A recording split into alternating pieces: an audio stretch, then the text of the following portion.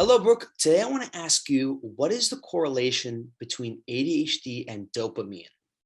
Sure. So ADHD was the first disorder actually that was found as a result of a deficiency of a specific neurotransmitter, believe it or Mhm, not. And the neurotransmitter was norepinephrine, which is synthesized within the brain. mhm, And the basic building block of norepinephrine is dopa, which is the tiny molecule converted into dopamine, which in turn then turns into norepinephrine. So, dopamine, how it affects ADHDers is it allows us to regulate emotional responses and to take action to achieve some rewards. So, it gives us that feeling of pleasure and reward. And where ADHDers struggle with dopamine is sometimes we have really high levels of dopamine and sometimes we don't. Sometimes we have really low levels of dopamine, where the neurotypical brain can just drop dopamine throughout the day. People with ADHD are seeking that dopamine. They have low levels of dopamine very often, unless they're in a hyper focus mode where the dopamine then rises. mhm. Um, so it's very different with people who have ADHD and those without it. So a lot of ADHDers take medication to help with their dopamine and neurotransmitters. And that medication, like amphetamines, can actually increase your dopamine by 10x. You could 10x your dopamine, which it's actually the highest thing that I know of that can increase your dopamine levels. And that's why a lot of ADHDers do take amphetamines to help them stay focused and activated in their brain to get that dopamine regulated. Mhm. There's a couple of other things unrelated to amphetamines, like chocolate. So Andrew Huberman talks about that giving 1.5% times as much dopamine to an ADHDer, but it goes away after a few minutes. Sex Mhm. and the thought of sex can be 2 times the amount. Nicotine, that's why some ADHDers smoke, because it actually gives you 2.5 times above your dopamine baseline. Cocaine, 2.5 times. And as I mentioned, amphetamines and dopamine, we have these baselines of it. And if we go over those baselines, then we can actually, once we get there, deplete our dopamine afterwards. Yes. So it's interesting. Yes. Um, I think you bring up a really good point about the dopamine baseline.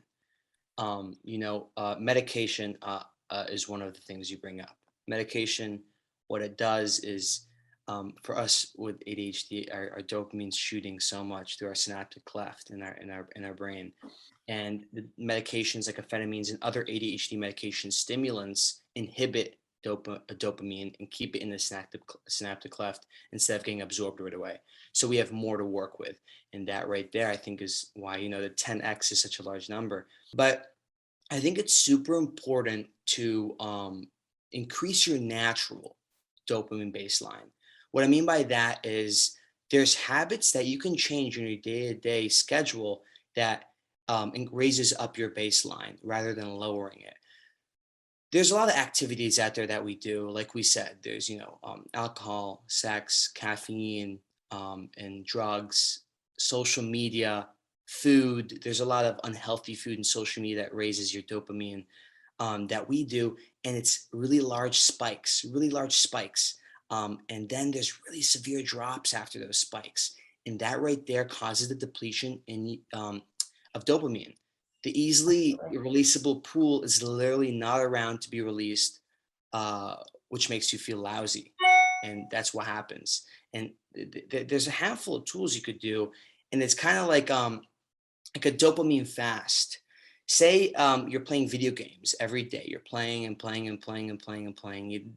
I guess you could say an addiction progresses, and you start losing interest in school and working out, and you kind of fall into that depression state. It's very common because that depletion of dopamine has happened. You have no more dopamine in your dopamine pool, and I think it's key to maybe fast a little bit, take a break. Don't follow that. I guess that routine that you've been following, and take a break. Let your dopamine reset. Don't hit those spikes anymore, because when those spikes hit, your dopamine baseline lowers. You want to raise it back up. You want more dopamine in your dopamine pool. Um, Say you're working out. Sometimes we work out and we want to have a cup of coffee before, our favorite cup of coffee. Sometimes we want to have some pre-workout. Sometimes we're listening to music and we want to go at our favorite time of day. Those are multiple layers to keep us motivated during our workout. Absolutely. Those right there become a really large spikes of dopamine. You really just to work out. So I think it's key to kind of randomize the way you work out. Sometimes go at a different time of day. Sometimes wake up super early when you don't. Sometimes go super late when you don't, or don't listen to music, or don't drink any coffee. Kind of, it's very hard. Don't get me wrong, but I think it's very important to bring your baseline back to normal, and it'll help you have a much more uplifted energy in general. That natural energy, I think it's super important. Yes. Andrew Huberman. I'm sorry, Andrew Huberman. You brought him up. He talks a lot about this. He's a neuroscientist, and he talks a lot more science. He's a lot more. He knows the actual numbers and facts behind it. But it's super important to bring that dopamine baseline back to lower it down instead of my bad, raising it up instead of lowering it down. Yeah. You know what I found interesting also that Andrew Huberman was sharing is that with exercise, not all exercise increases dopamine. So if you're not liking the exercise, you're actually going to get less dopamine than if you were to like the exercise and enjoy it, or no dopamine at all. So he calls it subjective experience. So on how much you enjoy your exercise, if you enjoy it, you're going to 2x your dopamine levels. If you dislike it, less dopamine, no dopamine. And I also thought what was really cool was the cold water exposure. Yes. Where if you are exposed, you jump into really cold water, it increases your dopamine level. And then it actually sustains that dopamine level after you get out of the cold water too. Thought that was interesting.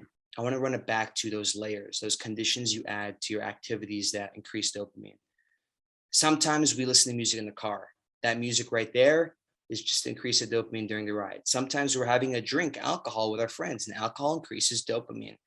Sometimes we're drinking coffee before work, and sometimes we're on our phone during class. These are moments that we're adding these layers onto our activities, just increase the dopamine. I think it's important to kind of do like an intermittent fasting of dopamine. Like sometimes don't have that cup of coffee. Sometimes don't listen to that music. Sometimes don't have that beer or that glass of wine. Just randomize it. It's super important. And if you don't know when to randomize it, because it is intermittent, you can't really put a routine on it. You don't want those crazy spikes to occur in a pattern. You can just flip a coin. Yeah, it's like a dopamine supportive element, flip a coin and figure out what you're going to do that day. So I think that's very key to bring your dopamine baseline back up, because it is in the end of the day, it's what keeps our energy and satisfaction, motivation, focus up, concentration, focus, all those things that us with ADHD we have to use. Right. Yeah. And I love the intermittent piece, because for those of us who love coffee, who love our ADHD medication, we want it more because our dopamine levels are increased. However, once we're off of it, or the effects wear off, the level falls and the symptoms return. So we are seeking that feeling again. So I like what you had mentioned about intermittent. So you're not relying on all of those things to increase it. 100%.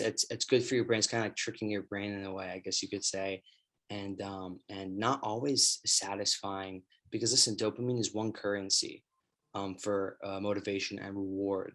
It's a chemical in your brain that is released through many things we've brought up, cocaine, sex, and food, social media, all these things. And it's one currency that we can control in many ways.